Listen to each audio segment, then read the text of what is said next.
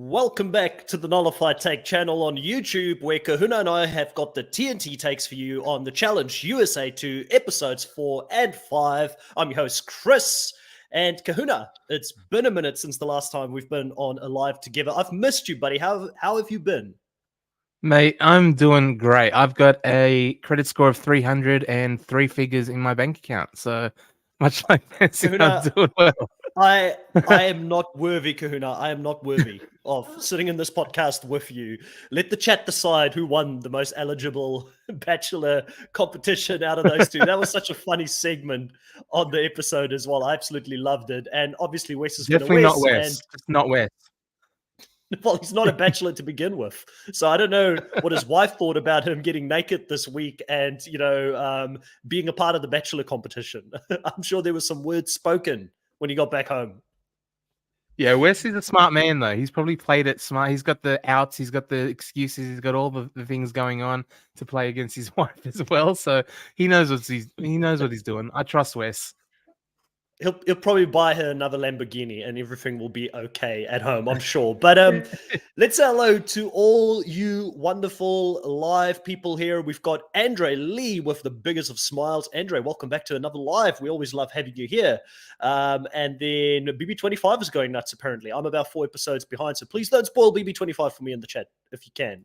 I need to catch up on that. Willie is saying, even though the vets Josh had control episodes 4 and 5. Survivor players are staying strong. And that is, I think, in relation to a little bit of a poll I've got going on. So if you're joining at any stage in this live, I put a poll up to say, who had the best week? Was it the Vets, Big Brother, or Survivor? We're 8 votes in. Vets are leading by 62%. Survivor's got 38%. And Big Brother has got a big old goose egg at this stage, Kahuna. Who were you the most impressed by so far this week for the 3 big factions in the house?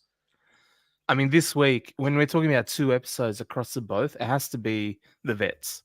Survivor Strong is great, but we see the target slowly shifting. As the numbers dwindle for the Vets, the bigger target becomes Survivor, and then the Big Brother Survivor. So Survivor had a good week with both Chris and Cassidy, but the Vets avoiding, or in the second episode anyway, avoiding going in and really dominating Josh, showing... Is Josh a vet? Do I count Josh as a vet or Big Brother? I think to me, Josh and Fessy this week has clearly shown their cards. They're with the Vets. They're not with Big Brother. Yeah, showing the cards, holding court in episode 4, and then a big win for the Vets in episode 5. So a pretty good week overall. I would give it to the Vets for kind of sneaking under and losing a little bit of collateral damage in episode 4, but I think that one is okay by most of the Vets. I think the Vets are outplaying Big Brother and Survivor at the moment when they're so focused on each other, and we'll talk about that later on when we do this review and recap as well, where the Vets, they've been around the block for a long time. They know how to play opposing factions off against each other. They're doing that splendidly at this point. And yeah, overall, I'd have to agree with you. I do think Survivor showed their teeth when it comes to being able to get into eliminations, get their hands dirty and eliminate people. So I think it's going to be a fun season overall. There's a few more people I haven't said hello to. Danica has now said she's removed the name. Luckily, Danica, I didn't see it, so you did it just in time. Dolores, welcome back in the live as well.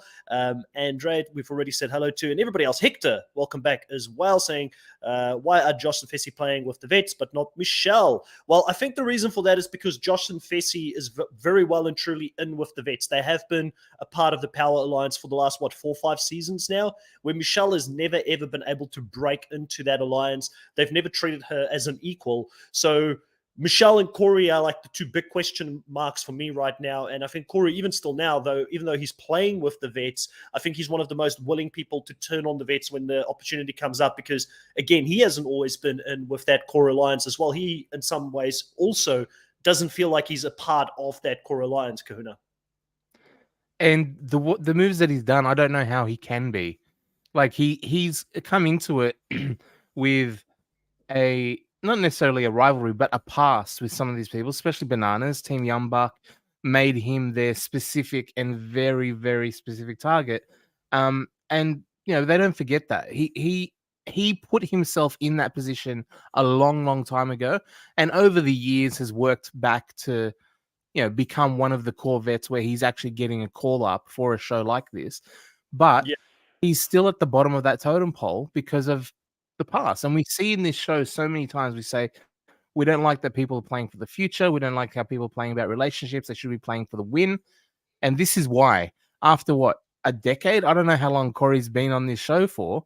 We're still seeing it out now after decisions made many, many seasons, if not years ago, where he's now going, I've never been in with this team, right? And that's because I've never been in means that there's a history, there's a past, there's a relationship, there's all this stuff that goes into what makes it up today. And Corey, I think he can't go far with the vets as far as, he thinks he's at the bottom of that alliance. He will never go any further with the Survivor and Big Brother and stuff. He's even further at the bottom of their alliance. Can he beat them physically? Can he beat them in a final? Does he want to run with the vets versus the rookies? I would want to run with the rookies, but you still have to get there. And is he at the bottom of that list when there's however many men above him? It's a hard position. It's tough. He's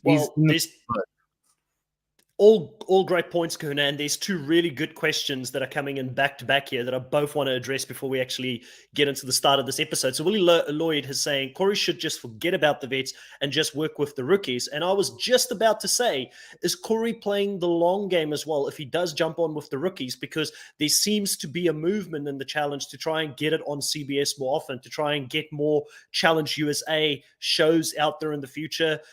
There's been speculation that maybe the MTV show will not continue on after episode 40, and maybe we see this continuous new blood coming in. So is it a good time for him to jump from one show to the other show, get friends on this new network where if they come back, they're already good with Corey? I don't know if I'm thinking too far ahead of the future here, but Danica is saying the exact opposite. She's saying, I wonder if we'll see Michelle change to work with the vets, since she would like to stay with the challenge in the future and is less likely to be on Survivor in the future. And I don't see Michelle changing. I think Michelle is loyal to the core when it comes to Survivor, regardless of which way the show is going to go in. But I do think that there is a chance with the way that the show's going currently. They're getting, they were down apparently 100,000 viewers from episode 4 to 5, but they're still averaging around 1.7 million views per episode, which you've got to think it's higher than what you get on MTV when the challenge shows on MTV. So it's a pretty consistent number. It's hard when you're comparing it obviously against shows like Survivor that get 6 or 7 million viewers, but it's nothing to be sort of laughed at. So I wonder, what do you think, Kahuna? Do you think that there is a risk of the Challenge USA taking over? Do you think that the quality is there in the show with some of the new people coming in? We've talked about the fact that on the MTV show, they're running out of people that they can call. They don't have this continuous, conveyor belt with people coming in from the shows they used to grab them from. What's your sort of thought on that? Yeah, that's been a problem for a while. Without the farm system of Road Rules, or not Road Rules, that's been even longer, but like the Real World and the MTV verse, where you're going to Are You the One and things like that, they had to expand to Survivor Turkey and, Geordie Shore and all these overseas shows, and then went, hey, we've got a system here. We've run out of our feeder system. We've got a new one where we're going international. Why don't we just do the same thing, but locally? We've got Survivor. We've got a Big Brother. We've got Amazing Race. We've got all these shows that we can pull from. And I think it's worked out for them. Is it a step for the future? People have been saying all the fans on the internet, we just speculate. We think and we 100%. ruminate without anything really concrete. And people are seeing the writing on the wall. Cable television is kind of a thing of the past, or at least a dinosaur in its bottom end of its life cycle. MTV is a big part of that. It was such a iconic part of the cable TV movement in the States and the world in entertainment. But streaming services, the way entertainment is going, the niche and fractured sort of entertainment verse, people are saying MTV is on its last legs. It's not going to be around for long. Is this the transition? Is this the backup plan to keep the challenge going when MTV is not going to be? Because right now MTV is, I think it's ridiculousness about 18 hours out of the day.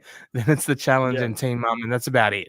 So MTV hasn't got a lot going on at the moment, but they're still producing stuff. They're still making, I don't know if you watch Yellowstone and the Taylor Sheridan kind of universe. He's the biggest thing in dramatized TV at the moment. Taylor Sheridan, he's got 3 or 4, 5 shows going all at the same time.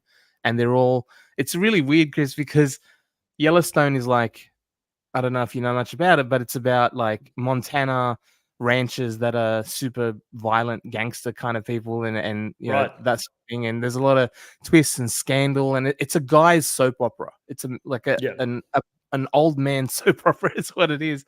And then there's a new show where Zoe Saldana plays an undercover special agent and all this sort of thing. And they're these very serious TV shows, but at the start of it, it's just slapped with the MTV logo, MTV Entertainment. I was That's like, funny. that doesn't make sense. Yeah, Doesn't make sense. MTV has kind of like evolved into something that, it's not what it used to be in the 2000s when we first started watching it, which was predominantly music videos. And it had like certain reality TV shows. Like I remember, is it Tom Green who had his own show on there as well? Yeah. So, I mean, that was kind of like my thinking of MTV back in the day. And I feel like Challenge has kind of outgrown it slightly. And then we know that the future of how we consume TV, because even that 1.6, 1.7 million that they're quoting, that's people who watched it on CBS. That's not the number of people that stream it afterwards, like myself and a lot of people on Paramount Plus.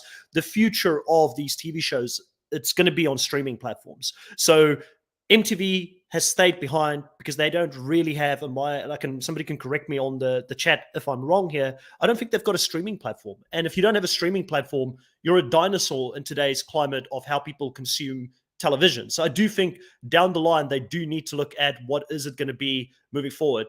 Dolores is saying, seems like MTV is moving more towards scripted shows. Yeah. And I don't know even if that can save them. Well, they're making them, they're producing them, but it's not for their channel, right? They're producing the product and then putting it on other channels and stuff. It doesn't show on MTV. They're just making it. So they might move to more production than actual broadcast and distribution. You know what I mean? Like they might make the products and give it to another channel and still make money that way. So MTV could still exist and make the challenge. It just won't be on channel 136 on your cable remote or whatever it is. You know what I mean? Yeah. MTV will still be there. Challenge will still be there. It'll be on CBS, it'll be in Paramount, and MTV won't. So we'll see. Yeah. So this is a hot topic for me right now, and I think almost it's worth having like a separate discussion about it, because Survivor South Africa this week, we found out information that it's been cancelled. Obviously, I'm a massive Survivor fan. I'm from South Africa. It's my favorite franchise. So I did a lot of content on Survivor South Africa, and there's some similarities where Survivor South Africa maybe was caught behind the 8 ball by not adapting to streaming platforms in time. And that caused issues where I'm hoping the challenge can remain ahead of it, which at least it looks like they're doing that. So if you do want to support Survivor South Africa, I've got separate videos. There's a community tab that you can go sign a petition to get it back on air. I've spoken to people behind the scenes that are trying to get it onto a streaming platform. So any support would be much appreciated, even if you're not from South Africa. And even if you haven't watched the show yet, there is strength in numbers, So I'm just putting it out there. If anybody wants to do it, it takes a couple of seconds. You just quickly go and sign the petition. It's in the community tab. I posted it this week. Be much appreciated. But enough about that show. Let's get into the Challenge USA. Let's get into the start of this episode here. We have Bananas with a big decision to make right at the beginning of the episode. We knew he was going to switch up teams. Bananas is not the kind of player that makes boring television decisions, but he also made a very, I think, clever business decision in going to the blue team. And you called it last week, Kahuna. You said he was going to get Corey to swap in with him in the red team, and he's going to be spiteful, and he's going to get him in there. And that's exactly what he did. You called it. But the most bizarre thing for me in this whole scene, Dusty's my boy. I love Dusty. But I don't know how I can come onto this podcast and not roast him a little bit for how he's acting on the show right now, Kahuna, because he's coming across as a lovesick puppy, writing a love letter to Bananas on the show about how much he respects him. What's going on, Kahuna? What's going on here? Dusty's a sweet boy, is what it is. He's got emotions and he's got feelings, and he's okay with being in touch with them and putting pen to paper to communicate that to a grown man in front of him. It's weird. I don't know if you saw, but congratulations to Dusty, by the way, outside of the world. He put on Instagram this week that he had a baby, which was great. Bananas comment on Not the picture Bananas' of his baby. No, yeah, Banana said, "Is it mine?" So it's so perfect. Yeah, it's a weird thing. Like, I don't know. Like, at first I was like, Dusty's kind of smart. If you get in with Bananas, your kind of production's gonna go, all right, he's Bananas' favorite. Let's bring him back. And now it's like going too far, like way too far. So I don't know. I've The never done producers are that. having fun with him. Yeah, The definitely. producers, I mean, they're having the most. They're like, how can we bleed the most out of the situation and make it like beyond the point of awkwardness so that it becomes comical on the show? And that's exactly what they achieved. And you know what? Knowing Dusty and having chatted to Dusty before, not on a regular basis, but he seems to be the kind of guy that will take it all in good fun, obviously joking around with the baby and stuff like that. He is a cool guy outside of the show. So I'm sure he's taking it like a champ and he's sort of living into it. But man, like the producers know how to make someone look really awkward on this show, because this is not the Dusty that we saw on The Amazing Race. This is the exact opposite of that. And just want to bring up some comments here. Dolores saying Survivor SA must stay alive. Hashtag Survivor SA stream. Yes, please, Dolores. Let's keep the fire ignited. Survivor Now podcast in the house saying this wise man, Chris, once told me that this challenge is a really cool thing. Need to check it out. I was basically on Survivor Now's podcast this week. We were talking about Survivor South Africa, and he was like, Survivor in the US should do this. And I'm like, the challenge is doing that. He's like, but what if we did this? And I'm like, the challenge is doing that. So I feel like I was like selling the challenge to him. And even before I got on, I actually said to him, Survivor is like that show, man. It got me into competitive reality TV. Really love it. But the challenge for me has become my favorite show. Like, I actually enjoy the challenge a lot more to watch now than Survivor in its current state in the US. And, hats off to them, because once again, this episode, all of the things that I always give them credit for, they continue to do. They continue to innovate with the daily challenges. They continue to innovate with the eliminations. No one season to the next season feels the same. It's constantly fresh. And you've got players coming back time after time again, like a Bananas, who people said he was over it. He's gone. He doesn't live up to that, reputation that he's had. But man, oh man, is he delivering, and is he proving me right this season, Kahuna, that Bananas has still got a lot to give this franchise. He still knows how to, innovate and change up his game and be entertaining and be relevant in the show as well by making this move, by going to the other team, and obviously doing the most throughout this episode. Josh going off, him sitting back, it's Josh's moment, but Bananas inserts himself, says, I did my thing last week, now it's Josh's turn to do the most this week. People forget, man. There's a reason why he is the GOAT, or considered the GOAT. And it's not simply just because of his performances. 7 rings on his fingers is huge. But the bigger thing of why he's so important to the franchise, why he's been the face of the franchise for so long, is his brain for production. He's just been around it for so long. He puts on good TV. He knows what he's doing. And yeah, maybe he's a step behind as far as being the full drama machine that he used to be, because he's 40. Like, a 40-year-old man isn't doing the same thing he does when he's 24. But he knows what he's doing as far as television goes. He knows what he's doing as far as strategy goes. He knows what he's doing. Like we said last week, he won the elimination against Paulie on a variation of a challenge that he's done before. And it's because every single challenge, every single elimination, every single thing, he's seen some form of variant on it. Like, he looks for the angles, he looks for the thing, and he see, okay, this one's not exactly the same, but it's pretty similar, and I'm going to take the same approach. And we see Wes have a similar thing in episode 5, but Bananas Wes, using that veteran experience, using that thing and seeing where it's going to go, makes the right decision, changes teams. He knows that Team Red Flag's not going to do much, even with his helping, but he can do a lot with Team Blue, and maybe fade into not be the top dog and the target with your head out, as much on a team like Blue. Yeah, very, very good decision. Lena, thank you so much coming in with the $4.99 super sticker. It's a super sticker of a trumpet being blown. I think that is Lena really enjoying the fact that I sort of keep hyping the challenge up. And I've become a Survivor fan that watched the challenge, and now I'm a full-on challenge fanboy when it comes to it because I'm just loving what they're giving to me at the moment. Lena, thank you so much for that $4.99. We will definitely put that to good use here with the channel as we continue to grow the channel. As I always say, we put all of it straight back into the channel and its growth, and really looking forward to some of the stuff that's coming up in the future. Lena is also saying Johnny and Wes are great TV. I agree. I think they're proving themselves here, and maybe it took a couple of rough seasons for Bananas to find his groove back out there, and maybe for that fire to be reignited within him to bring his A game. But he's doing it. Let's talk about Josh a little bit here. You know, Josh comes back. He's furious. Lewis and Desi voted against him, he believes, and he makes a big scene. You know, talks about when I was playing Big Brother, it wasn't like this. We spoke about things out in the open, and makes a big fool of himself. Josh doing Josh things, right, Kuno? He's like, I have a 5-year-old son who throws big tantrums and can't let go of things. And I just got real like Roman. My son's 5-year-old name is vibes. Roman. Yeah, from Josh. He's like, they voted for me. I'm getting them no matter what. I don't care. Like it's just a sole singular focus. Desi. And yeah, it was funny. And he's such a like. I know that's how he won his season of Big Brother, just being so annoyingly Yeah. obnoxious. I But he believe was that also was the being used. strategy.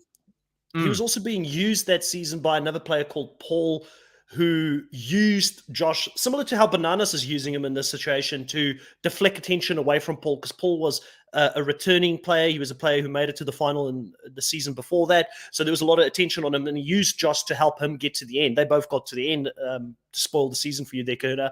But yeah, I don't know. Like, Josh is doing Josh things. Maybe it worked for him that season, but listen, I'm kind of used to Josh now. Like, I don't hate the guy as much as I used to.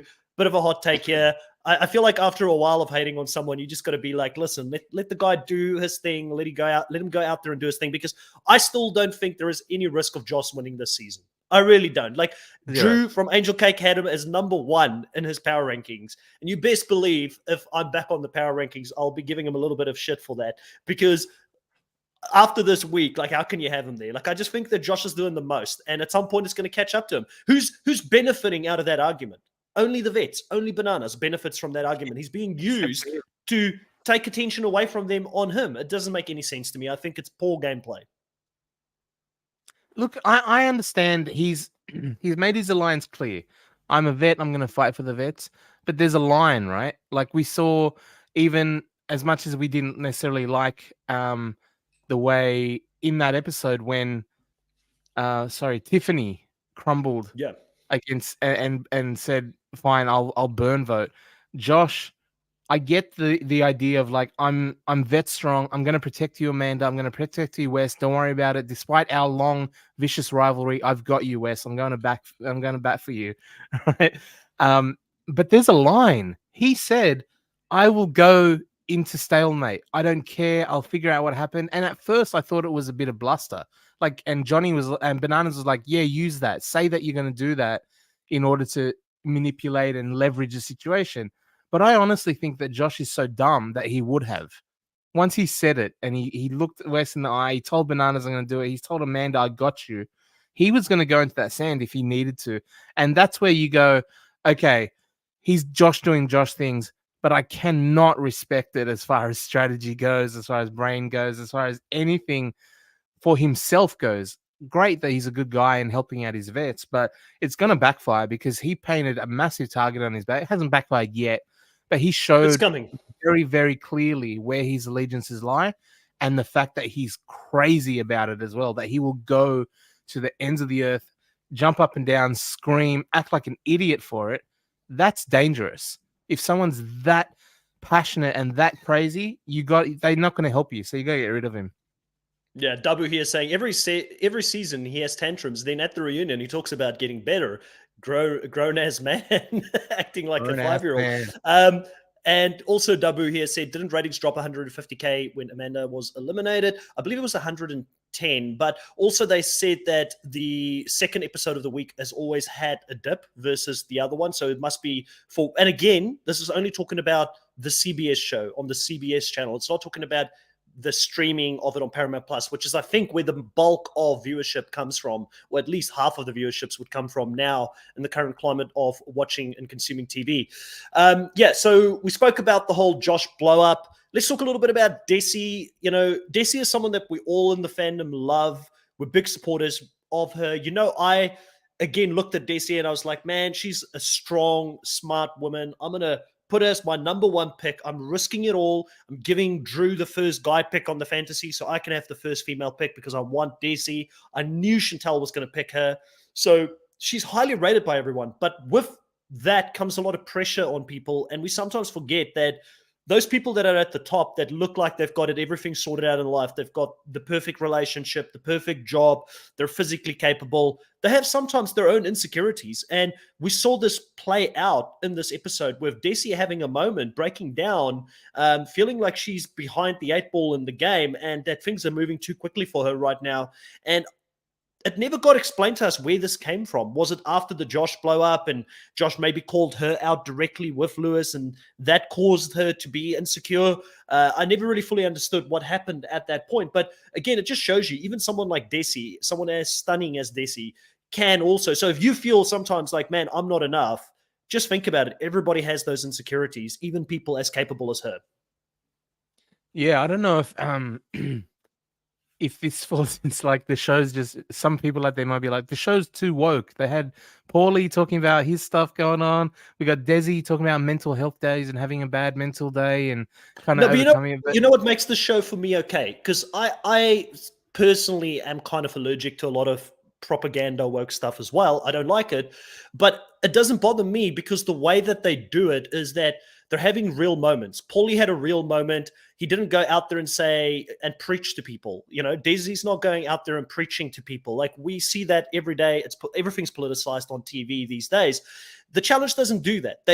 Somehow these moments feel authentic when it happens. And that's the balance that you need to have. If it's authentic, if it's not being preached on us, it's not being pushed on us, then I don't have a problem with it. So I don't feel like Desi's moment of weakness. And even, I guess, there was the moment, we could talk about the Cassidy moment as well. I already knew about Cassidy's sister because of Survivor. That came out in Survivor as well. That story was told. So it wasn't new to me, but there would be a whole new audience. And her wanting to bring awareness to the drug epidemic that is in America. It's not an American-only issue. We have problems with that around the world. And she wants to raise awareness for that. I don't know what it is, but somehow on the challenge, it doesn't feel pushed on me. So I don't have a problem with it if it's a natural, authentic moment that's happening. I think all three of those moments can be on the show. There's absolutely no problem with it if we can learn something from it, because I don't feel like they're preaching at me. Yeah, you're right. It comes from a place of authenticity, which is a funny thing to say for a reality show like The Challenge, right? To talk about the realness in it with 3 S's, by the way. Shout out. Yeah, like Desi had, everyone goes through that. You just don't often do it in a house with 20 other, or 17 other MTV people or challenge people with cameras in front of you and production and all that. And it would be tough. And for them to show that, and Desi, like you said, one of the strongest women in the house, goes through that mentally as well and can overcome it. Like Desi is now officially my Cara Maria, Chris. She is my number one by mile. I think she could be. She's getting up there. Last season, I liked her a lot, but I didn't put her I was like, because I thought maybe she's a one and done, or I don't know. Like you just never know on the first introductory season. But this season, seeing and I know the challenge, we don't put as much stock into the winner's edit as we do in Survivor, but I feel like Desi's getting really good at to have that overcoming story, to have the struggle story, to get a lot of focus. I was like, she's either going home or this could be some version of a challenge winners edit. And I was like, to me, she's I'm getting those same feelings around Desi. Yeah. I'm getting who else? Which other female competitor this season? I know the challenge doesn't do winners edits. I've made the mistake of trying to pick a winner's edit many a seasons, and I'm normally wrong when it comes to the challenge. But which other women on the show right now, except for maybe Cassidy? But I'm not a believer yet that Cassidy can do it. Like, and we'll talk about that later on when she gets in trouble and all that stuff. But she's also got like a story that you can root for out there. But they do it with Nelly T every season when he's on. He needs to get the money for his mom, and he was a bad kid growing up, and his mom kept him grounded, and like they all have these stories. Corey coming back doing it for his kids, and like it doesn't matter at the end of the day. That might not be the winning one, but I agree with you. She's climbing up my rankings as a female competitor that I want to see come back on the show season after season. Plus, we need strong women to be on the main show as well that can, stand shoulder to shoulder with any of the strong men that are out there and the personalities that we have. One of the biggest things for me is that, we always talk about Jenny West, where Jenny West is a strong female champion that never got brought back, but Jenny West wasn't the most entertaining, where I think there's something about Desi. She's not over the top, but she's engaging. When she speaks, you want to listen. There is a certain level of intelligence that you just want to be friends with Desi. So very happy to see this moment. I want to read a couple of comments here. W saying, it annoys me when Tori preaches mental health and come to find out her and Anissa treated Amber like trash, prefer Banana's authentically as a douche. Definitely the whole Tori and Anissa thing to me with Amber, I'm a big Amber fan. I don't like it. And it's also one of the reasons I struggle to support Tori. So I agree with you, W, on that one. Danica is saying, I think the BB and Survivor players are surprised how rough the challenge is. I also think that Amanda was going to give her all. So regardless of a size, she was going to fight hard. We'll talk about that in a little bit. Willie's saying, I love Desi and Michaela too. I love Michaela. And you know what I love more about Michaela? Is what they're doing with the whole West Michaela storyline. Because whenever West does anything, they have to show Michaela's reaction to West. And it's almost like, is Michaela like crushing on West a little bit this season? Is that why she's treating her mean throughout the whole season? I love the dynamic between those two throughout the season. They're doing it really well. I've always loved Michaela, the no filterness of her, the just willingness to speak her mind. And when you put that next to a Wes, it just makes great TV. This sparks always, so I love it. We need Michaela and Jay on the same season. That is going to be magical to have both of them. There's history there for those who don't know. So I want to see that play out on the challenge because Michaela will come for his head. She will take revenge. I'm sure of it. Danica is saying Desi got a raw deal last year with Enzo, so I'm glad she's doing well, both socially, physically. If she can emotionally hold on, she's got this. But I'm also rooting for Michaela. Yeah, Michaela's got a lot of love here. I think Desi has said she won't do the flagship. That's a shame. I'd love to see her on it, unless she could be the face of the franchise. She could be what they've done with Tori very, very quickly as well. After Cara Maria and Tori, there was that short overlap, and then Tori became it, like the female version of the challenge. This is it. Desi could be that for sure. Yeah, I agree. Lena saying, I love the friendly banter between Wes and Michaela. Yeah. So some great comments coming in here, but I do want to keep it moving. We do have, like I said, the Desi moment here that she is sort of confiding in Chanel and Tiff. They're very close there as well, which is going to be relevant later on because both Chanel and Tiff is going to have to fight for her position in the game. But we move into the daily challenge. The daily challenge is called Side Swiped. And this is a challenge where you've got two trucks driving next to each other. We've seen this in various different formats. They always kind of change it up a little bit. And in this one, they have to jump in between the two trucks to land their pieces to score points. And overall, love this challenge, love the moving trucks. It always looks like, a Mission Impossible, Fast and Furious situation, Transformers, which they had on there once before, where you kind of feel like you're a stuntman in a movie doing this. And this is the type of stuff I would love to get involved in, Kuna, if I was ever to do a challenge. But, a lot of different strategies being used here. Chris ultimately comes up with the biggest gameplay of the season. A lot of credit is giving to him for this, but, he kind of comes up with, let's just block the team we don't want to win here. And in this case, we'll make red win the challenge at the end if we can block green from doing so. What did you think of this strategy? And what did you think of this daily challenge as a whole? The daily challenge as a whole, I thought, again, challenge, innovating, coming up with new stuff. Trucks is like a go-to. Get them on the back of semis. We're going to hang them in dangerous, precarious positions. But this time, we'll put... You know what my wife said when she watched that? She goes, that's so dumb. What if they accidentally go towards each other and then these challenges get squished between two semi trailers? I was like, I didn't even think of that. I don't know. No, no, It they doesn't had seem they that had a steal. No, no, they had. I actually, because I watched it twice, and I had a look because I had the same fear the first time I watched it, but they actually had steel beams between in the two between. trucks, which Okay, means that okay, okay. there was no way they had to move together. So there was.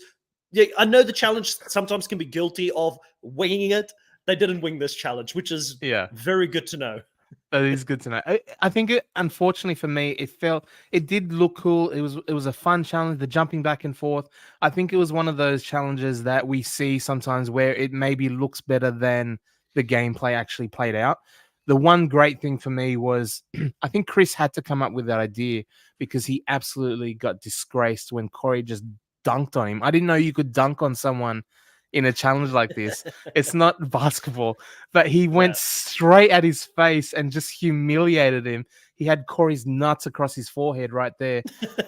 So Chris had to come up with something to kind of save face a little bit because the last thing that he had on screen was going to be just Jordan. I'm sorry, Yeah. Corey I know. We lost just Kuna there at Jordaning the over moment. him and saying, "I'm your daddy." So Chris comes out with it like, "Am I Yeah, back? you're back. I'm back. You're I'm back back. now. No, Yep. I'm back. Okay, sorry. Yeah, Chris had to come up with something because that was not the last thing you want as your last impression. I So agree. he came up with a good idea. He's right. There was no chance they were going to win. The way it was kind of working was everyone was just going back and forth. There's no real stopping each other that much. And then it got a little bit dirty when they started doing the blocking thing. We had Michaela grabbing a big old bit of Tori's hair, which Yeah. Tori's like, no, no, no, no, you can't do that, you can't do that. But Michaela's like, I don't give a crap. Like, she just got into the moment of it. We had Corey going violent on Chris. We had Michaela going violent on Tori. So overall, really great. I think I would have liked more of the clashes during the actual gameplay as opposed to just jumping back and forth and who can do it the fastest and the most skilled. It's more about getting that. I think I like the idea of it. Sometimes this happens where they come up with a challenge or a daily or elimination, whatever, and it has big headbanger elements to it. But the challenges just avoid that process because there's an easier path of least resistance, and that is just going back and forth without actually getting Yeah. the violence involved. So it was really good in that regard. Chris made the right decision because they weren't going to win anyway. They knew for sure that Green was going to pick them, so they gave the win to Red, giving the one win to Team Red Flag. Yeah. Shout out to my boy Corey for going out there twice and doing this challenge. We gave a shout out to Desi the previous week for doing that. So, Corey once again proving that he is a team player. And I'm more and more convinced that Corey can win a challenge. Hot take here. But the challenge that he can win is one where there is a team that goes to the end to win it. Because I feel like there's certain deficiencies in his game that he has that gets hidden when he's in a team. He doesn't have an ego when he's in a team. He feels like a team player, somebody that will step up and do the hard yards, do the dirty work when he gets involved in these challenges. So for me personally, I'm enjoying what I'm seeing from Corey this season. I think he's having one of his better seasons performance-wise and also just socially out there. He seems to not be on anybody's radar. I don't see, even when they finally wake up, when BB and Survivor finally wakes up and they're like, shit, we haven't gone after a vet anytime in the last couple of weeks. Who's still there? Bananas is still there. West is still there. There are people in front of him that will get targeted. So, big win for him this week as well. Love the fact that when Bananas and Tori goes out to do the final challenge, Bananas has to make a big show of it, just dunking all of his puzzle pieces immediately. Whoops, I dropped it. And just gives us, like, he knows how to milk the most out of a situation. And he does an extremely good job covering Monty, who was talking big dog, like Amanda would have said. He was a big dog. He's like, I'm gonna dunk on the old man. I'm gonna show the old man what it's about if you're gonna try and stop me. But Bananas kept him out. Tori did extremely well as well. I forgot who she went up against in that final round, but also kept whoever she was covering out of that round very well. But it was really funny seeing Monty talk this game, but they're not being able to deliver. But Red does win their first daily challenge, which means that they now have to help Blue because Blue was helping them, which, Wes says he was the inventor of that move to begin with. So he was very impressed. He's a very impressed vet watching it all unfold. But back in the house, the red team girls are all on the same page. And we spoke about this a little bit earlier, Kahuna. Chanel, Michelle, Tiff all push for Amanda and West to go up. But Josh is not budging. He's taking his experience, saying, I will go down to the sand if we need to. But the girls seem really afraid. And Tiff is the first one to crack and kind of cave in and throw her vote away, which Michelle then does for the guys. Tiff kind of lets her girl Desi down by doing that, throwing her vote away, which meant that Desi is going to go into the sand. And then Michelle doesn't really care for Louis that much, or for Lewis, and she kind of throws him under the bus by throwing her vote away. So they're not standing strong. The person who impressed me the most here was Chanel. She was the only one that showed she had backbone and was willing to go to the sand. Does this show insecurity maybe in both Michelle and Tiff, where they're not sure they could win an elimination if they went down there, where Chanel is like, it's either because she's never been down in the sand, she doesn't know how difficult it is, or she just really backs herself. Well, I mean, both of those could be true because she hasn't. She's got no idea what it's like. And we saw one of the chat comments earlier, and we've seen Alyssa L say it. We've seen people say, I wasn't prepared for the physicality. I didn't know it would be this intense, right? So, yeah, and Monty's probably seeing the same thing now as well. He looks like a fairly physical, capable guy, but this is a different level to what they're used to on Big Brother and shows like that, right? So as far as Chanel, she could, like, I liked it. I like seeing it. She was very impressive to stick by her guns, stand up for herself, and really go at Josh. But that's just another level of crazy that he can go new things that Chanel's like, okay, all right, you're going too far now.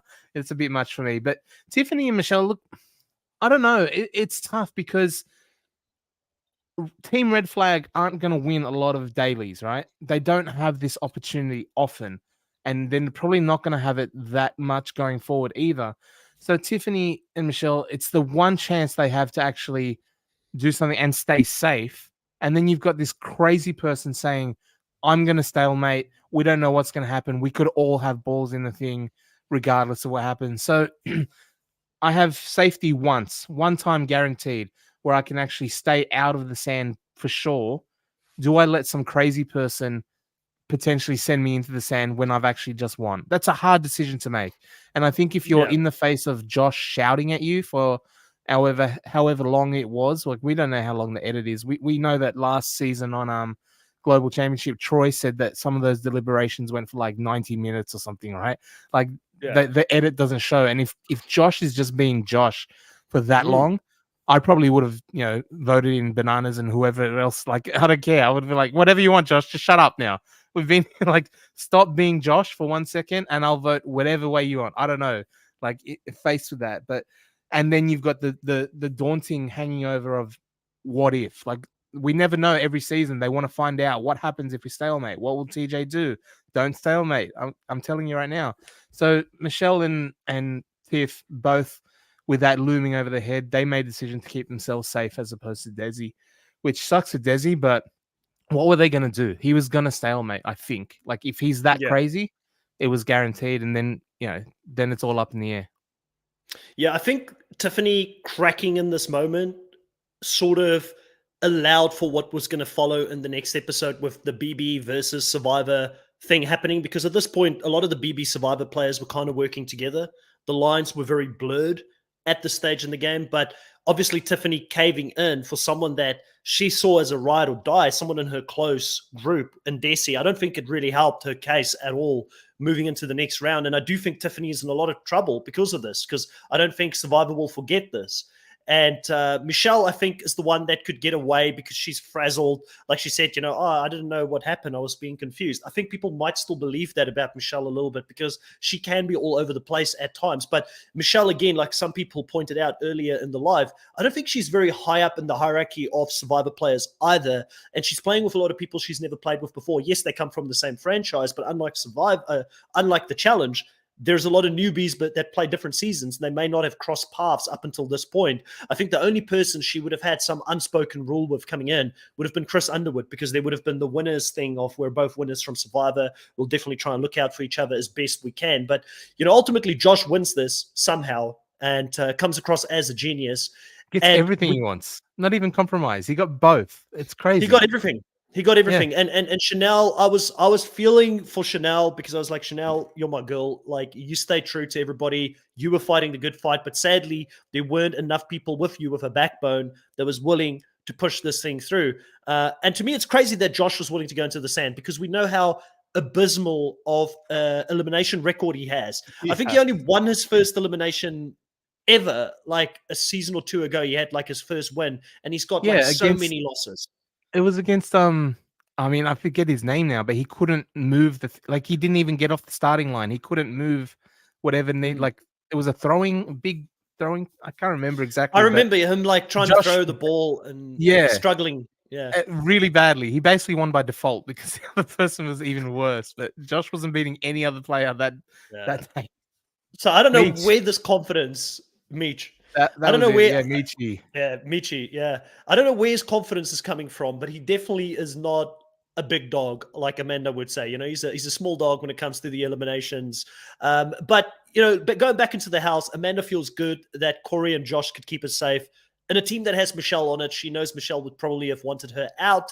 And Desi now knows that she needs to take the game into her own hands. And she starts strategizing and talking to all the numbers that she has to throw as many votes as possible against Amanda because she looks at Amanda as someone that's not in her team and easy to take out in an elimination.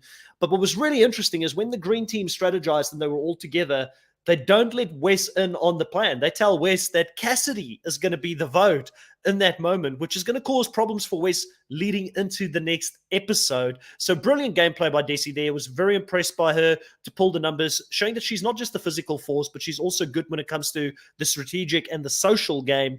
And she does end up getting her way. But Chris, obviously he's also being thrown out there by Wes in the same draft as someone that started the whole vote or the plan on throwing the challenge so that the red team could win. And automatically that makes Chris a big enemy of everybody in green, which means that he's going to get 6 votes when it comes to the hopper. And it's going to be 9 votes for Amanda, which is incredible. TJ had the best time with that as well, laughing in her face when he read the 9 votes. And Amanda's like, you guys all suck or something like that. But Chris and Amanda do go up against Lewis and Desi in this arena challenge. And it's a headbanger, Kuna. It's the type of, face-to-face battles that we love to see on the show. How did it play out for you? Did you enjoy this elimination between both Lewis and Chris, or Louis and Chris, and also Desi and Amanda?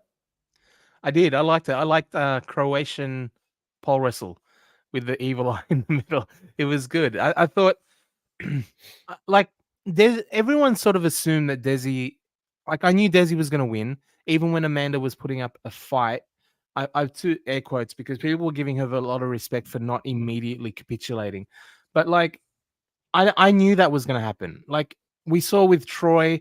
Like, Troy is obviously great, but Troy and Connor in their pole wrestle, I know this. Again, I'm going to bring up my children because that's my frame of reference, but I have an 18-month-old toddler, right? And if you try to grab anything out of his hand, it's very difficult despite my immense size advantage over him, right? And it's because of just, evolutionarily speaking, I'm going to do science now, Chris, and make it super boring.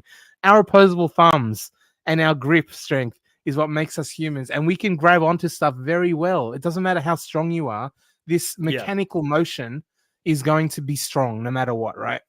So I knew Desi was, and she was picking her up and slamming her. With Chris and Louis, I thought Louis is a firefighter, obviously a lot Yeah. of strength, Big battle things like between that. them.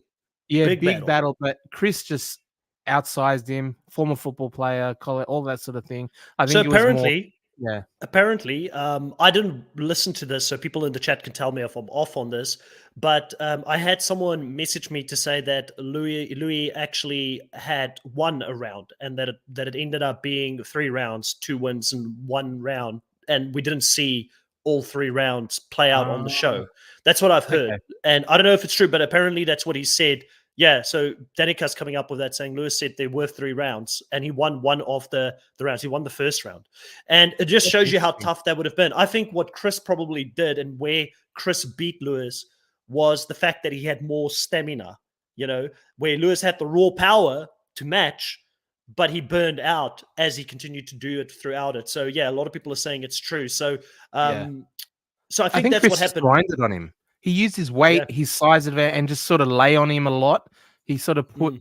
just Tired him out. tied him out, but just sitting on him kind of thing and using that extra weight on top of him, which we see in like, UFC and fighting and stuff. Like just having some person on you takes a lot Yeah. out of you, especially when you're trying to fight for 100%. something at the same time. Dead So weight. yeah, it was just a endurance battle, and the bigger Mm. guy sat on him and ended up winning. Desi outpowered Amanda and kind of slamming on the ground was great. I didn't expect anything different. I thought that's how it would go, and it again we're Chris had seeing college football history. I didn't know that. Chris, so Dolores here says yeah Chris knows how to tackle and outlast, and he did say he had college football history. like The, college the football. funniest comment of this whole thing was, armchair coach sitting on the sidelines, Dusty, saying Chris has got a homebody, and Lewis is, literally saving people on a daily basis. And I'm like, if that's a homebody, sign me up. I'll have a homebody any day because he looks like he's in pretty damn good shape to me, Yeah, Kahuna. 6'4" or whatever it is. Like holy crap, that's not my homebody, that's for sure. No, Yeah. yeah, like when I was watching it, Chris, I was like, oh, Amanda's in trouble. Daisy's going to win. And then Chris had his confessional. He's like, oh, I played college football. I was like, oh, no. Lewis is in trouble. College football in America is like You a know how to big throw your thing. weight around. You know how to Yeah. throw And your then weight around. Yeah. Louis goes, I'm a firefighter. I was like, oh, yeah, I forgot. He's a firefighter. Oh, no. Chris is in trouble. Like, I was like, this is actually a good matchup because I was Yeah. like, he's a firefighter, college football player. They seem to, a challenge like this or an elimination like this, it seemed to fit both of them really well. And unfortunately, Yeah. they went against each other. I imagine if Louis went against other people in the house, he might have done pretty good. Chris was probably maybe not like against a Fessy or whatever, but Yeah. he certainly would have stood up better against a Josh, against a Dusty, maybe even against a Corey. Like we saw the fight that he had in something like this. So he could have done better against other people, but he played out against Chris and it didn't work out for him. Oh, Dabu, not taking shots here in the live, are you? Michelle equals a cat and a chicken. Wow. Fighting Juicy words there, Dabu. chicken. Fighting words. I haven't heard that in a while. But listen, overall, obviously, Chris wins this. Desi does win against Amanda. Amanda does put up a fight, which was impressive for her size against Desi. But Desi does ultimately win it. And both Amanda and Lewis, they're out of the game. Amanda gets the "I'll definitely see you back in the future" speech from TJ. We know TJ loves Amanda. He loves what she brings to the show in regards to drama and spiciness. And Lewis also gets like, "Hey, I hope we get to see you in the future again." So, I do hope Lewis does get that opportunity because I really enjoy Lewis. I think he can bring a lot more to the show if he was better insulated, maybe had a little bit more friends in the future. It could be other amazing racers or people he played with this season. I think he's doing all of the right things outside of the show at the moment to create a bit of a community. I love the stuff that he did with the viewing party when the challenge premiered this season. I think they need more of that stuff. They need young blood to come in that want to give back to the fandoms or create like hype around it. And who knows, we might have Lewis on the podcast at some stage in the future. I did have a chat with him afterwards just to say, thanks for going out there. Enjoyed seeing you. And who knows, maybe we even get to see his lovely wife, Michelle, in the future on the show. I think that could be a lot of fun as well. So fully supportive of him coming back. We did get a question a little bit earlier on here from Dolores saying, Kahuna and Chris, if you had to pick two males, two females, who will be in the finals, who would you pick? I think it may be a vet versus a survivor. Let's go vet and a survivor that we think, well, actually, let's go anybody. Any two males and any two females that you think will make it at this stage. Based on what we've sort of seen, I think Desi is getting a massive storyline. I'd be shocked if she doesn't get to the end, and it's going to be heartbreaking if she falls short once again. So I'm going to put Desi out there. I think Tori will be there. I just think Tori is a force of nature. If you like her or don't like her, she's got a very good shot at making it to the end again, and I do think she's very capable of winning. I feel like we deserve to see the matchup between Desi and Tori at the end. I feel like that would be a good showdown of the heavyweights if they did get there. And then for the men, I'm going to back my boy Bananas. You can't keep a good banana man down. And he was my first pick for the men this season on the draft. He hasn't done much wrong. He's proven himself when he got thrown into an elimination. Slowly but surely, he seems to be growing on the newbies as he does with his social game. And who knows, maybe the 7-time champion will become an 8-time champion by the end of this season. And then for the newbies, I feel like it's Chris. I really feel like Chris or Tyler. One of those two. I can't decide. Whoever between Chris and Tyler wins the war, I think has a very good shot at getting to the end, Kahuna. Yeah, I think again, we're pretty much aligned. It has to be Desi, has to be Tori. I don't see anyone else with a path towards the end. And for the guys, Bananas, if he's still in the show, has to be picked at this point. And from the non-vet,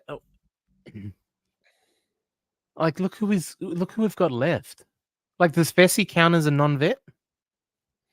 No, he's a vet. He's definitely a Yeah, vet. he's But a I mean, vet. Fessy's got a good shot. I mean, I Fessy has didn't a good mention shot. the whole. I stayed true to the rules, Kuna, of Yeah. one Which of each, not the whole one bloody of each? cast. Yeah, that's what I'm saying. Like, if Fessy's a non-vet, then he could be Yeah. my non-vet choice. But as far as Survivor goes, Survivor / Big Brother, whatever, Amazing Race, whatever it is, you're right. I think Chris is the only one that looks like they have anything to give. Like, maybe, like I said, maybe Monty, no bite. Dusty, he's going to be too busy fawning over Bananas if he gets to a final. Yeah. Yeah, I can't see anyone outside of Chris that's not a MTV vet getting there. Yeah, no, I don't see it. I mean, let's get into episode 5 here because, we're going to talk about one of the two that I kind of think has a chance, and it's going to be Chris. He comes back, there's a celebration, and then things pop off between him and Tyler. So we finally see that there is this rivalry between BB and also Survivor that's starting to develop. And we've never really seen Chris in a confrontational situation. Even I think he had Reem from Survivor, who is this older lady that he voted out first on Redemption Island or Extinction Island, go off at him quite a lot, but he stayed calm throughout all of that. We never saw him get a bit worked up himself, but there's something about the challenge when another grown man is having a go at you, like, you're going to do what? Because to me, when somebody says that to you, immediately you think, well, okay, fists are going to fly. If this was outside of the house, there wasn't cameras there, and you're getting a guy in your face while you're also a guy that has got, a lot of testosterone and you're like this physically, capable person. If two people go at each other with that type of intensity, normally fist is going to fly. And I was like, whoa, Tyler is being a bit confrontational about, or what are you going to do? What are you going to do? And Chris pops off, well, I'll take all of you bitches out, which obviously isn't something that is comfortable to him. Like, I don't think he's a confrontational guy, but I loved seeing a little bit of the spiciness, and we get the backstory about Chris being sort of articles written about him being the worst winner of Survivor ever because of the way he won. And I told everybody from the beginning of the season, I'm like, he's coming in with a chip on his shoulder. He wants to prove himself, because I think a lot of people don't think that these people are humans outside there, and they are humans. They read the stuff. It gets to them on a certain level, but maybe that is the fuel that he needs coming into the season to really make things happen. Yeah, I mean, he also just came out of a physical adrenaline pumping elimination. Like, he literally just walked off the sand and he's like still like just coursing through his veins. He's all hyped up and like that chemistry in the brain doesn't turn off immediately, right? So he's still pumped up, he's still going, and then Tyler's like, and then what? Like, but I didn't get the vibe that Tyler and Monty were as confrontational as Chris at the start. Ooh, I think nah. There was that look on Tyler's face. There was he was pulling for something there. You could see it in Tyler's face. He had that.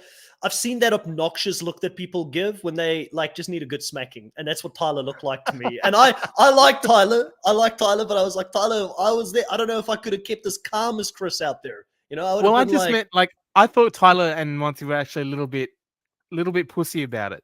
They wanted to call him out, but did that thing where it was almost like they were just trying to say it to the mic and didn't expect Chris to like turn around and be like, "What?" Like, they're like, and then what were you gonna do? Like, just talking into the microphone. Even I want to get it on Tyler. the edit. Tyler. It's not exactly. Tyler. It's not him. Oh, like, right, so it's so weird seeing, like, he's not that kind of guy. So seeing this interaction take off between the two of them were very weird for me, because I like them both. Obviously, Team Survivor always before Big Brother, but I like Tyler a lot as well.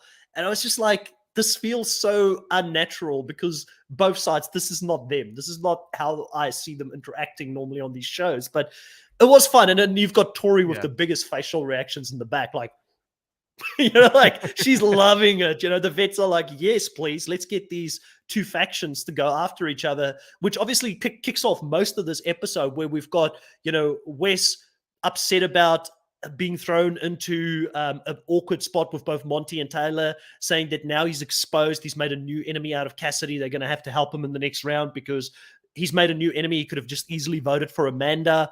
Cassidy, we get the scene that we spoke about earlier where she's bonding with Fessy and Corey, talking about her nephew and sister. What did you think of Fessy's reaction to this? Because they gave Fessy, they've been trying to they know Fessy is one of those characters where people don't like Fessy a lot out there. They're really, for the last couple of seasons, I feel like have tried to make Fessy a CT or somebody that people can get behind, and they're giving him this emotional stuff to talk about. And I'm not saying it's inauthentic.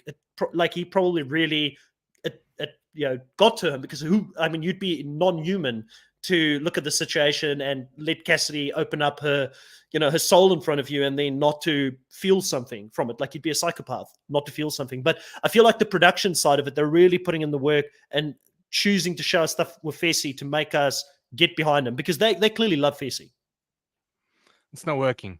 Like, I'll just say that. Look, whatever they're doing to make Fessy beloved, it's not working. And I don't know if I see that this season.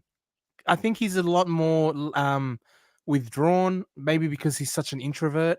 It's hard for him, but he's not getting the confessionals. I think he's had like a handful of confessionals up until this episode, maybe like 2 or 3. And I just felt like up until that point, so Fessy was getting nothing. So maybe they're giving that in order to give Fessy something. But to me, he's been a non-factor in so much of this season. So it was good to see him get a little bit of something, but I don't see it as a production favoring him, because right now, like, they're kind of putting him on the back burner a little bit. And that might be because of the way the season plays out. Oh, they're playing the long game. They're playing the long game. Like, we'll get Fessy back next season, so we'll continue to build on his character for the entirety of the franchise. I do want to read a couple of the comments that have come in since we've gone on a bit of a rant here. Jacob is saying, I'm a big Chris fan, and he was my first correct winner pick, so I have his back here. I like Chris as well. Like, I'm low on him as a winner for Survivor. I'm not going to be that guy that just suddenly jumps on the bandwagon, but I've never hated Chris, the player, the person behind the game. It was never his fault. He played the best game that he could in the rules that was given to him. And I've always said that. I always maintained that. It's nothing against him. I don't like that format in the game. Jacob saying, first correct Survivor. What a pick. Christina, welcome to the live. Says, hi guys, I finally made it alive. It's good to have you here. It's been a while. So I know you've been on lives before. It's been a while, but we're happy to have you here. Danica saying, I like Tyler. I think Tyler could crush on Survivor. I agree. Tyler's not generally a confrontational person. I think he was doing it because he had Monty by his side. Yeah, I feel like Monty and him together probably are like sort of hyping each other up a little bit there as well. The thing that's interesting for me is the fact that we still haven't seen any of that interaction between like a Tyler, a Josh, and a Fessy. When Tyler and Fessy have got history of playing in the same Big Brother, they're both very good friends with Casey. Josh is good friends with Casey, and yet they've never spoken, which is interesting to me as well. Like, because if Tyler was going to go deep, if he's playing, I don't know. We're not seeing enough of Tyler's strategy, is what I'm trying to say. I don't think I know where his head is in the game, because they're focusing so much on the vets at the moment and what the vets are doing to stay out of trouble, that there is stuff that are missing for me at the moment. Danica saying, Aaron, Fessy and Chris comparable size. I think Fessy is slightly taller than Chris, but Chris is really tall. Lena saying, I think Desi never told Cassidy. I assume she intentionally kept it from Cassidy. Yeah, obviously to make Cassidy not like Wes. So good play by Desi there as well. Laura saying 5 episodes, and the only thing Fessy has done is solve a math problem. Yeah, which was impressive. Give him his flowers for that at least. And Christina Chong is saying, Chris has a dad bod. I have been here, but I never made it to a live. Right. Well, happy to have you on the live here with us as well. Chris does not have a dad bod. I think he's in pretty good shape. Unless you're talking about me. I'm closer to a dad bod than Chris Underwood, I believe. But so looking at it, we have all this popping off on there. We've got the daily challenge before that, we spoke about the West. We actually already spoke about the Cassidy thing. We spoke about West jumping in the pool, doing West things. I don't know if it really is going to work for him, Kuna. Like, I don't know if that's really going to put people, at ease with West. I think people know what he's doing. Like, these are seasoned campaigners. They've all played very socially strategic games before. This would have worked for, 10 years ago, a decade ago on the challenge. I don't think it's working now. Yeah, I just But imagine people Michaela going. enjoyed it. Michaela Of enjoyed course, it. they enjoyed it because it's funny seeing someone make an idiot of themselves. But like, I can't imagine anyone the likes of a Michaela or a Desi or someone like of that caliber going, man, I really don't trust Wes. He's such a snake. He's so sneaky. I've seen 20 years of him being a devious player. Oh wait, he just jumped in the pool naked. He's a good guy. I like. He's all He's a good right. guy. Yeah. Totally ignore all that stuff. Yeah, it doesn't work. But I also A heard plus that for the effort. always A plus for the effort from Wes. He puts effort into everything, whether it's the right thing or not. He's going to put effort into it. I did hear Bananas say on his podcast. I didn't listen, but I heard this relayed that apparently may have been a bit of editing magic because someone said Bananas was saying that he did that on the first night they were in there as a bet that Mm. they had before the season that West wouldn't turn up or something or Bananas wouldn't turn up or something, I don't know, and West did that as the payoff for the bet, but they edited it to make it look like it was 5 episodes in and he's doing it as part of some strategy. Maybe he did it again, a double nude skinny dip, I don't know, but it may just be editing magic to kind of go, okay, we're going to use we want to get the skinny dipping in there, Wes. We have to use it. Can you give us a line as to why we would use it now, justifying it? So he's like, I'm going to be wacky and zany. That'll get me on side. Yeah. I don't know. Christina Chong, thank you so much here for the $5 There it is. Canadian Paulie dollars. wouldn't show up. Yeah, thank you so much for the $5 Canadian here, Christina. Really appreciate that. And the super sticker there of saying keep it up. We really appreciate that. We will continue to push it forward from here. And like I always say, for any of the donations coming in, we push it straight back into the channel to continue to add more shows, to continue to improve what we do here on the channel. So it's always very much appreciated as well. Sorry, what were you going to bring up, Kuna? Oh, people were saying that it was Paulie. Bananas and West made a bet that Paulie was not going to turn up. So Right. then when Paulie did turn up, then West lost the bet and did the streak. Right. Well, listen, it definitely could be editing magic. It's funny. It's a moment in the show, and again, it just shows why Wes is somebody that they continue to bring back to the show as well. But we do get the daily challenge here. The daily challenge is called Unboxed, and they have to grab puzzle pieces. One of the things that stood out for me was that TJ made a point of saying that the puzzle pieces were weighed in proportion to their body weight, which to me feels like it's an improvement of what we normally get on the challenge when these types of challenges happen.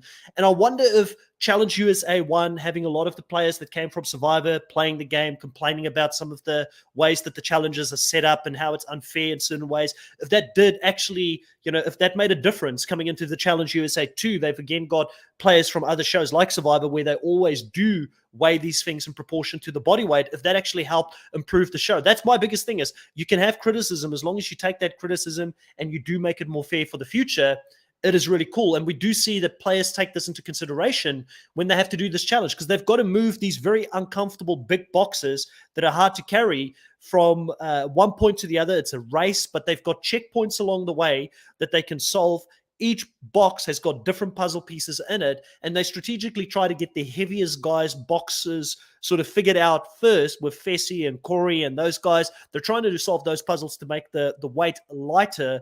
But West comes up with the real winning game plan here that is basically saying we do one puzzle piece, we solve it, we run all the way to the end, and we sort of, look at our fitness to get us there.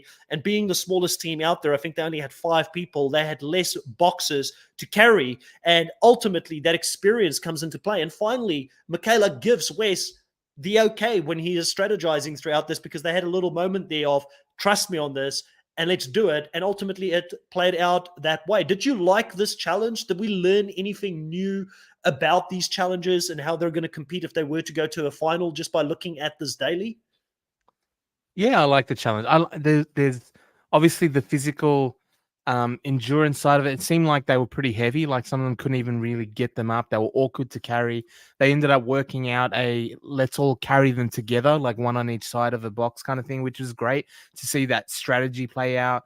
The puzzles were in there, which added a level of complexity. And you have to that ultimate challenges decision that they often put in. Do we, like Wes, take it and run and just brute force it, try to use our strength to get through, or do we use our brains lighten the load with the puzzles, and there's always that interesting decision there.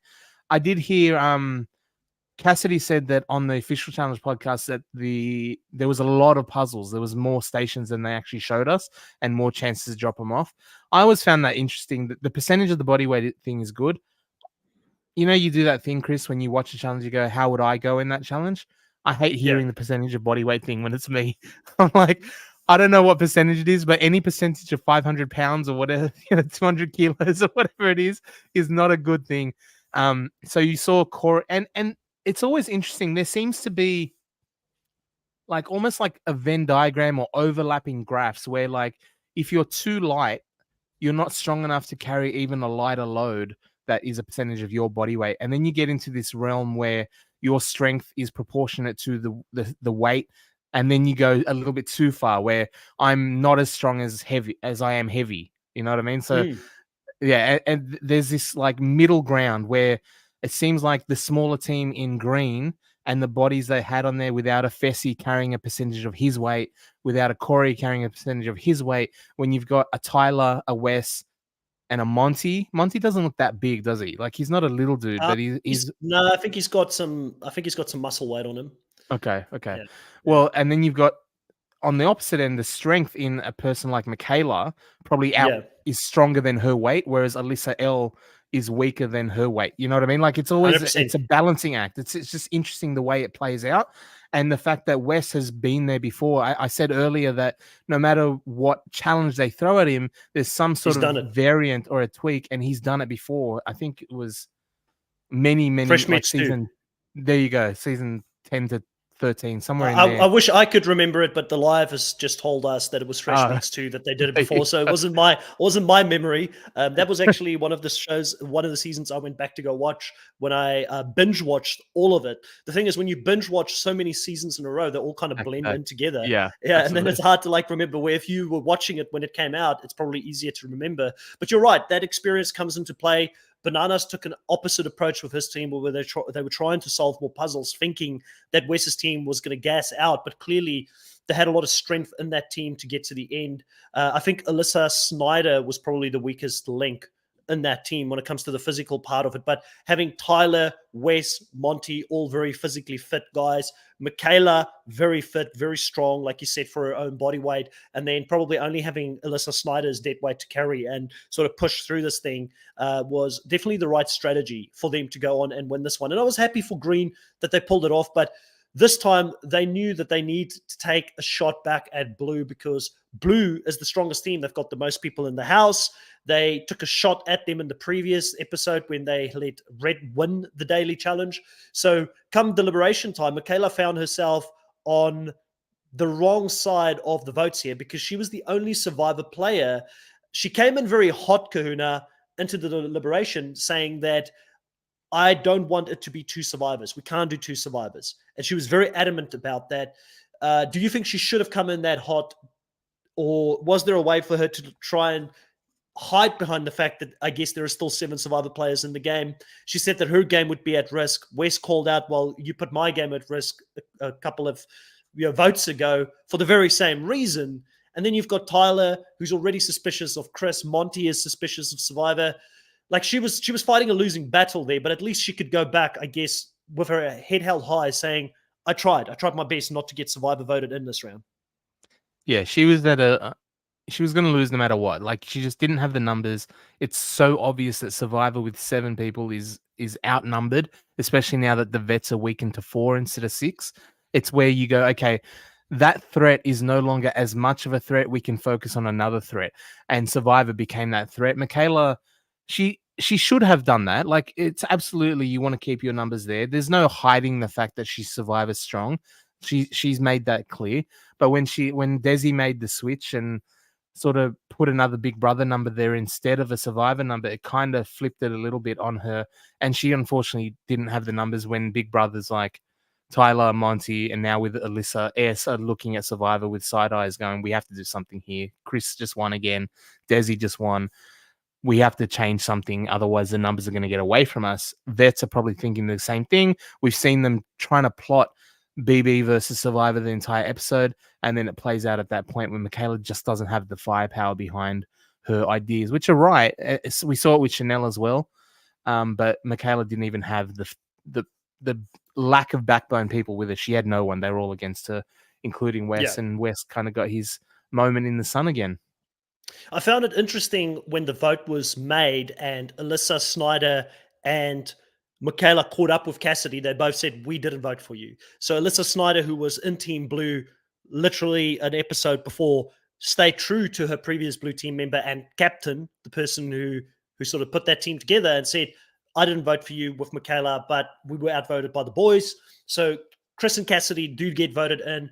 There is a quick exchange between Tyler and Chris in the kitchen where Tyler says, "Sorry, brother." And Chris is like, "You're not sorry. If you were sorry, you wouldn't have voted me in." So clearly, this thing is coming to an head. There's going to be some blows, even if it's in the actual arena. I'm here for it. I want to see Chris and Tyler go head to head. And again, the vets are playing them perfectly. But before we go into the next day where the vets come up with their plan, there is a bit of a party scene. Kahuna, they finally show us a bit of a party scene with them going out, having drinks, having a bit of fun. Cassidy maybe having a little bit too much fun with Tori on the dance floor. I don't know what was going on there, but Tori has that effect on a lot of these rookies when they come. The rookies just want to, they just want to get up on Tori like Seabass, which we haven't seen much of in this episode, which was fun to see. Cassidy getting involved with all the wrong people right now, getting involved with Tori, getting involved with Josh in the hot tub. I don't know, man. Like, I don't know. Like, I love Cassidy. But did no one warn her before she went on to the season who not to get close to? Apparently not. If they did, she didn't listen. She ignored it completely. Almost like the two worst people to pick in the house for that. But yeah, that's doing a thing. She's enjoying it. Yeah, she's enjoying herself. But anyway, so the party scenes are pretty much. It seems like it's like a little bit more of a political thing. We started the whole live today with the Bachelor competition and the fun of that. Cassidy getting really upset about West potentially winning, clearly showing that there's bad blood there. She does not want that to happen when everybody else is having fun. But then the next day is probably where the most interesting thing happens. We've got the vets coming together, coming up with Operation Hat Trick, where Tori is the mastermind of this plan, where they're going to put a bunch of names on a bit of paper and put it in a hat, draw the name, and then they won't know who they're all voting for so that they can have plausible deniability. And also so that you don't get any of the people in the house thinking that the vets are working together, which would be a threat to either Big Brother or Survivor. Did you like this plan? Do you think it was effective, or do you sort of reserve judgment until we go into the next episode? I like the plan because it was fun. Like they got to like muck around and do the I'm gonna eat the paper and the whole secret spy sort of thing was good television. I don't necessarily see the purpose of it though. I didn't get why they had to keep it secret from each other. Like I didn't understand like what plausible deniability. Just don't say anything. The deniability is I didn't do it. Like I don't understand not knowing where anything lies. I understand throwing chaos in there, but at the same time, it didn't actually add anything. Like they didn't get to focus their attention on a specific target. They just kind of threw them all scattergun. And I get that's what they're doing. They're trying to wreak havoc, which it did, but for what purpose? I don't know what is going to actually come out of that or what they intend to come out of it either. I don't see the strategy behind Makes for good the actual TV. play. It does make for good TV. And if that's what it was, then great. Because it did that for sure. I don't necessarily know gameplay wise. Yeah, I don't know if it's the best plan if you've got an alliance or two working clearly together. Chris and Cassidy, they're both working together. Chris is working. We now know where his allegiance is. It's with the Survivor women, and I love all the Survivor women on this season as well. So Chris and Cassidy is giving each other the best chance with, I believe, Chris voting for Tiffany. So Cassidy has a good chance, and then Cassidy voting, I think it was Dusty that she voted for, so that he could have a good chance if those people were selected to go up in the arena against them. But, taking that risk where you could get outvoted if one of the vets were targeted, I don't think it's a smart thing because you're like spreading your load instead of just putting all of it on one. But I guess it does come to it comes up to randomness with the hopper as well. And I don't know, like I like the idea of the hopper in the beginning of the season. I'm starting to get a little bit less. I'm becoming a less of a fan of the hopper because in this episode, Alyssa Lopez, who I think have had a good season, she was fun in the confessionals, great observations, going against the vets, creating that counter force. We want two forces in the house. She does end up getting the short end of the stick here because Tori throws one vote on her, and that vote ends up sending her into an arena against Cassidy. She says her whole life she's had bad luck. Why would it be any different on the challenge? She has to go and do this arena challenge where they're both in these big cages that they have to move within the arena to grab flags. Each flag is 4 flags of them together, will be put together on a light sort of podium thing that they put it onto to decipher a code for the lock to get out of the cage, and then for them to run to the end, hit the buzzer, and win this. What did you think of the arena? What did you think of Alyssa being in such a bad position with one vote against her going in? And how do you feel about the Hopper as a whole now that we've sort of seen it play out a little bit? I was a little bit iffy on the Hopper from the start. I do like that it's throwing randomness into the equation so we don't see the same game played out every single season, which we've seen where the Vacation Alliance or the Vets kind of dominate. And we're seeing it now dominate, but not necessarily because of the votes, but because of the way they're manipulating, which is great to see them forced to play the game. The Hopper adds that level of randomness where it takes away the gameplay or the strategy from the challengers. They can't dictate who goes in there, which is to some a good thing, because when it becomes a dominant alliance, it kind of gets a bit boring. But you also want to see the players play the game, right? Like we've talked about in Survivor, one of the difficulties in the modern era is the fact that there's so much luck based elements that the production has kind of taken that away from the players, because even if they make the right decisions, they play a perfect game, some twists will come in and ruin it. And Alyssa didn't necessarily get the votes because she was unpopular. She didn't get the votes because she was a target. She didn't get it was just random, and she copped it. And people are saying, I have a bit of a problem with it as well, Chris. The Hopper not being clearly shown as to, like, this episode. Make it transparent. Make it transparent. Like, so many times challenge fans are a little bit iffy. They're a little bit skeptical that we don't trust production. Not entirely. And then when you have something like this, where he literally doesn't show and just shoves it into his pocket, it's iffy. Like I don't. Yeah, didn't he pull the ball out of the right pocket and he put it into the left? I don't know, man. I don't know what we might have to go back. We might have to go back and watch if it's the same pocket that ball comes out of. I don't know. Yeah, I'm with you. I think just transparency would help a lot, and similar to the reasons you just brought up, I like it when good strategy is rewarded. I don't like a luck-based element in Survivor. This is like one of the small things that I get iffy about on the challenge sometimes, but they're doing a lot more right compared to what they're doing wrong. I do want to read a few comments here. Lena saying, I enjoyed Alyssa L far more this season than last. Lauren saying, to me, Alyssa L plays the same role as Amanda, but is less entertaining. Won't miss her. Oh. I think that when you look at that, I think that Alyssa is new to it, where Amanda's had a lot of seasons. So give Alyssa a few more seasons. Like, there's so much other dead weight that they bring into the main show of the challenge that I'd rather not see compared to Alyssa. Like, bring Alyssa in. I'm Team Alyssa, but I respect your opinion, Lauren. BBG95 says, Chanel said on social media that the Operation Hat Trick was effective in causing paranoia among Survivor and Big Brother players. Maybe the only thing they should have done was not pick any weak targets. So there was a little bit of effectiveness in that, because I know that Bananas even threw some friendly fire in there, putting one on Fessy. So, just being like, let's just keep going. Kiwi Skirt saying, as soon as he is put in his pocket, I knew the rigging theories would be back. Yeah, it's hard to ignore, right, Kiwi Skirt?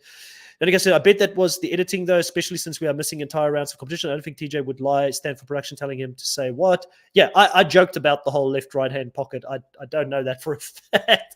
And people will be like, he did it. He put it in his left pocket and pulled it out of the right pocket. But I don't know. It's going to be interesting. I'm not American, so maybe some of the chat can help with this. But I know there was a movie in the early 90s called Quiz Show, which was a true story based on a quiz show in the 50s where there was rampant cheating involved in order to make the quiz show person like a star, because he was answering everything, became super famous, and it was rigged. And I think they made laws specifically around when there's prize involved in television productions and things like that. There has to be, because it's $250,000 or whatever, right? If they were literally rigging it, Alyssa Lopez could go, you just robbed me of my chance at 250 grand. I think there's actual laws when there's prize money involved that there has to be above board. I think I'm not 100% Mm. sure, but I I think know for there's something. Survivor there is. I know Yeah, for Survivor there and is, because it's and I, massive, right? yeah, it's because Survivor is deemed as like a what's the thing? It's like a prize competition show or something. So there's legislation Yeah, against rigging it yeah, under like anti gambling laws or something like that in America. And you're right, it could be. But I wish they would just come out and say it. Maybe people are not asking them the right questions. Like if I was to interview one of these people that are eliminated, I would be like, how transparent was the balls in the hopper, for instance? Do you guys get to see it? Does it look transparent to you, the players that are there? Like, I'd love to know that. Pete comes up with an interesting comment here as well, saying, until the cast member comes forward to say that they think it's hinky is going on, I'll trust that it's all up and up. I think the problem with trusting some of the cast members is they want to be out there again because they get paid mm, money to show up for every season. Like, even if they get 10 grand just to be there, that's 10 grand in their pocket they wouldn't have had. So I don't know if I could trust that, even, to be honest with you. But I would love to believe that you're right, and that there is nothing going on. Overall, I think that this specific elimination was one that Cassidy could be very grateful she went up against someone like Alyssa, who's small in stature. She's someone that probably wouldn't have been able to throw her weight around in that cage as effectively to get it moving as quickly as you needed it to be moving in there. And maybe this is one, like, I'm not fully, Cassidy won and she got her first one, and I'm very happy for her. I'm Team Survivor, but I'm not fully convinced she could have beaten every single girl out there. Like if it was Tiff, I think she could have still beaten him, but Tiff is quite smart, and maybe she would mhm. have been impressive as well. But she's got the first one under the belt, and this will gain momentum for her. This will help her going into the future if she's thrown down there again with the whole Big Brother versus Survivor thing that's going on now. I think that a lot of people will still look at Cassidy as one of the smaller girls that they can throw in there. In regards to Alyssa Lopez, I'm a big fan of hers. I think she's fun. I want to see her back on the show. It sounds like TJ is really enjoying her as Yep. well. He also said he's hopeful she'll be back in the future. I do think that Alyssa does need to work on her physicality. I want Alyssa to start getting a personal trainer, hitting the gym, and working on muscle gain. Like, she's got to do that. Like, if she wants to come back and be like a future Tori, Cara Maria, or anybody like that, a Killer Cam, a Desi, she needs to work on aspects of herself. And I'm not going to give her a pass because I don't give other players a pass that don't work on their mental stuff. For instance, we always talk about Yeah. Corey and Nelly T and all these players that need to improve. Alyssa needs to improve as well before she comes back. Or she can still come back, but she'll be the future Amanda, which is funny that someone brought up Amanda, because I kind of see her fitting into that mold in the future as someone that will cause a lot of drama and will be very strategic and fun to watch. But she's maybe not going to be good at the physical stuff, which I would love for her to embrace moving forward, Kuna. Any final thoughts on the arena and on Alyssa? Do you want to see her come back in the future? What's your thoughts? I like the arena challenge. It reminded me of the old gladiators with the big giant balls and stuff, which we've seen before, but it had that extra level of strategy that you had to place your ball specifically for the hole and stuff. I thought it was great. It was a good change up from you still need to be physical because it required strength to move the ball, but it wasn't a headbanger against each other. So I appreciated that, and probably a good chance for Alyssa L there. But I think we'll see her again. She seems like a really good confessional person. She seems like she's making good TV. And the fact that TJ kind of gave her his endorsement, she'll definitely come back, especially because we've said that the coffers of who they can bring in is not always that great overseas. So they're looking locally, and they found someone that has come back twice and given good TV each time. So I think even if she is a future Amanda, they'll take that because they want those layups in there. They want They the need people that everyone. aren't necessarily going to. Yeah, they need a diverse mix, and I think Alyssa ticks a lot of boxes for them. That's why Josh keeps coming back. Like, we don't think Josh is actually going to win a season, but he's coming back every time because he Yep. gives them something, be it that the audience gets annoyed with him being there, be it that, he brings some drama, some spiciness to the show. But one thing I will always give Josh credit for, and I've said it a few times, he's working on his physicality. He's trying to improve himself, which I have a lot more respect for than someone that comes back that doesn't try and do that. you know. But any case, this is the end here of this week's recap and review of the challenge episodes 4 and 5. We had a lot of fun talking to everybody here in the live, so thank you for everybody that's dropped in. Even those that dropped in later on, make sure to go back and have a look at some of the earlier comments we made for this week as well. We will be back next week at the same time, same place, to talk about, I believe, the next 2 episodes. There's one more week of 2 episodes before we go to 1, I believe. Yeah. We'll figure that out throughout the week. But, if this is the first time that you're checking this out, I know there is still a large portion of you that have not subscribed to the channel. Please consider subscribing. We're very close. We're about 35 subs away from hitting our 2,000 subs goal. We're getting there very close. Very slowly, I'd say, at this point. But when we get there, we're going to have a record-long live to say thank you to everybody. And we'll be talking about all the shows that we cover here on the channel. It'll be Challenge, Survivor, Amazing Race, Traitors, you name it. It'll just be a big live to sort of thank everybody that has supported the channel since day one. Anything from your end, Kuna? Any final thoughts before we sign off? No, it was a good episode, good couple episodes. I'm really loving the season so far. I think it's going well, and I'm enjoying it. The vets are making their comeback. They're being savvy, and they're being vets. Yeah, just before we sign off, you just reminded me, the poll ended up with 33 votes here in the live. Who had the best week? We had Big Brother with 9% of the vote, Survivor with 27% of the vote, but the vets slam dunking on the poll section, similar to how Corey slam dunked on Chris Underwood in the daily challenge with 64% of the vote. The jury has spoken. The vets had the best week here this week. Let's do this poll again next week and see if there is any changes. But for now, we're signing off. We will catch you all next time. Bye.